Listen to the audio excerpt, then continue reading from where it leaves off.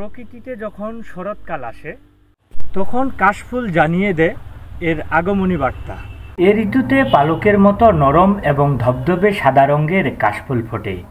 বর্ষা ঋতুতে বিদায় জানিয়ে নীল আকাশে সাদা তুলার মতো মেঘের সঙ্গে কাশফুলের মৃদু বাতাসে দোল খাওয়া প্রকৃতিতে শুধুই মুগ্ধতা ছড়ায়। নীল আকাশের নিচে সাদা কাশফুল যখন বাতাসে দুলতে থাকে তখন মনে হয় বসনা এক ঝাঁক নৃত্যশিল্পী নৃত্য করছে। কাশফুল উদ্ভিদটি উচ্চতায় সাধারণত ৩ মিটার পর্যন্ত লম্বা হয়। নদীর ধার, জলাভূমি, চরাঞ্চল, শুকনা রক্ষ এলাকা, পাহাড় কিংবা গ্রামে কোনো উঁচু জায়গায় কাশের ঝাড় বেড়ে ওঠে।